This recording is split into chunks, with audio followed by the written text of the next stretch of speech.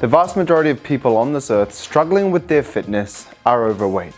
And that could be because of the three hypers: hyper-processed foods, hyper-palatable foods, and hyper-convenience. It could also be because of the sedentary lives that we're living. Getting home, sitting at a desk for 8 to 10 hours per day, jumping on the couch, watching Netflix, and then scrolling our phones, doom scrolling until our brain's such a mush that we fall asleep.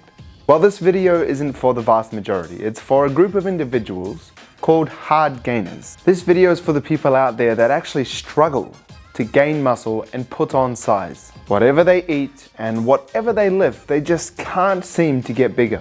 That's where I come in. A body transformation coach that's gone from 69 kg with a 28 waist, so small, all the way up to a 92 kg physique, and now I have a 32 waist, I think, which means I had to throw away that pair of ladies jeans that I once wore. As someone who struggled to gain weight as a child and as a teenager, 23 kg is a huge difference. In this video, you can expect to learn 6 tips to help get you out of the hard gainer club and all aboard the gain train. Let's get into it.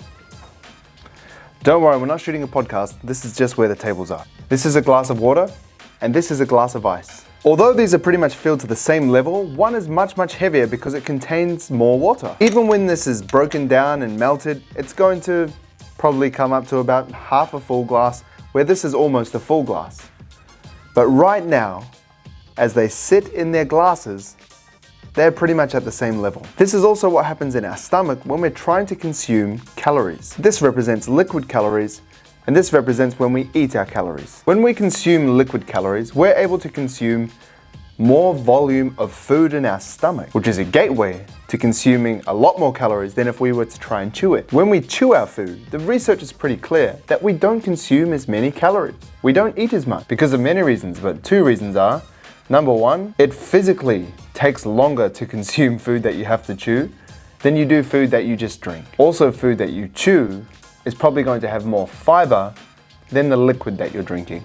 And fiber fills us up, stops us from eating more food. But we're going to talk about that in depth a bit later. Also, when our body is chewing food and breaking down food into our stomach, that costs us calories, and that's called the thermic effect of food, or commonly known as TEF to all the fitness nerds out there.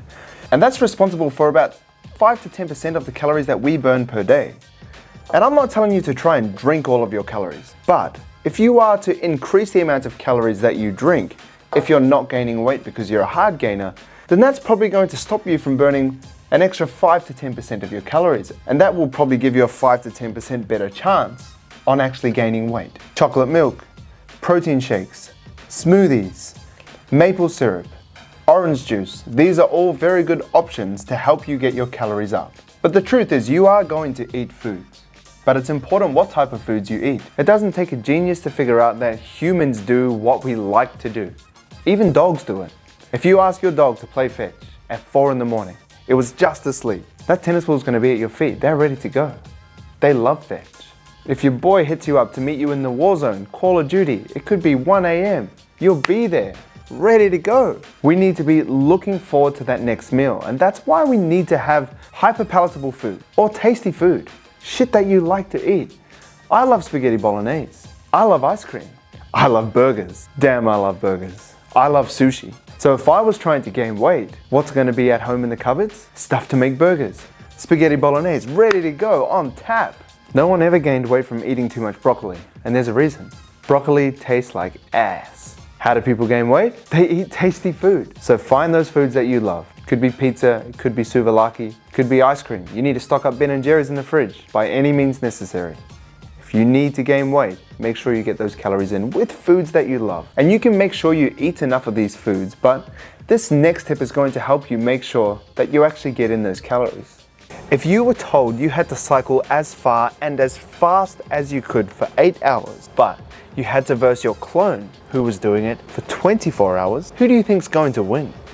You both have the same capacity to cycle, the same cardiovascular output, but one has more time, which is why when you're trying to gain weight, you need to give yourself as much time to eat as possible. Intermittent fasting is not going to be your friend. That time you spend fasting could be valuable time you spend eating. Generally, someone with a higher meal frequency is going to consume more calories than someone who has a lower meal frequency, simply because they have more opportunities to eat, and that will often lead you to gaining weight. And if you still aren't gaining weight yet, we'll need to check your fiber intake. And if you don't understand what fiber is like, it's kind of like traffic in a tunnel. Fiber is going to just slow everything down.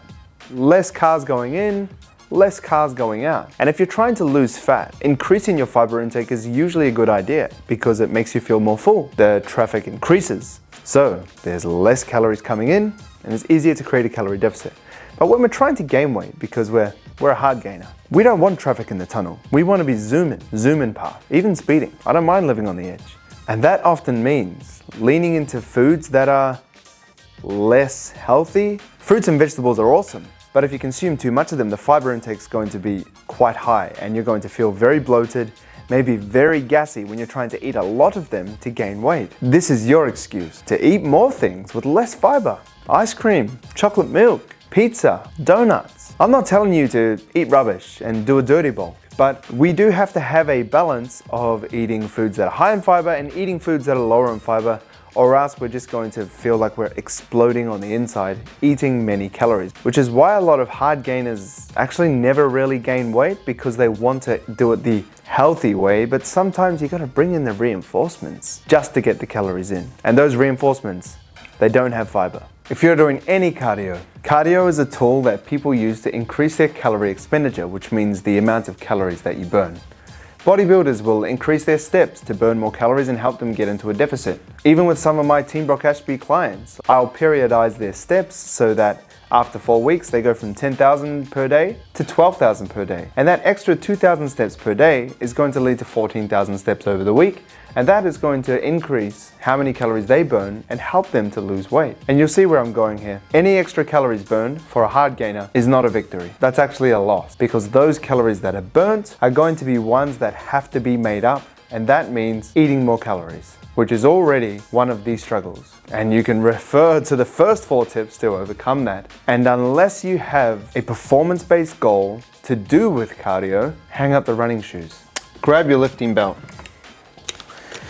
because lifting weights is the only way that you can build muscle. And if you watch my channel, you probably already lift weights, but you're going to need to do it hard. You need to get close to failure, because when you train close to failure, your training is full of these things that we like to call effective reps. And effective reps are when you try to lift the weight, but it happens a bit slower than you really wanted to. Instead of it being 1 second up, it's like 3 seconds or 2 seconds or even 4 if you're really struggling. Because the more of those reps that we have, the closer to failure we go. And the closer to failure we go, the more muscle fibers we recruit to help grow, the more stimulus we get to build muscle. And if you're training and doing an exercise and you finish a set and you're like, I could probably do 5 more and then I'd fail. That's not hard enough, because none of those reps probably slowed down. And we need to see those reps that slow down. These are called involuntary reps. And if these are strange to you, you have never been training hard enough.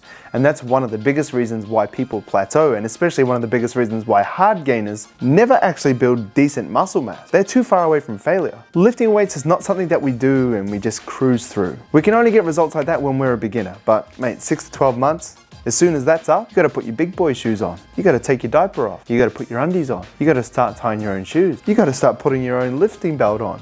You gotta start measuring out your own creatine. You gotta start buying your own protein powder, mate. You need to train close to failure, or you're never going to gain muscle. Even if you eat in a calorie surplus, it's just going to be fat, unless that calorie surplus is supported with some heavy weight training done close to failure.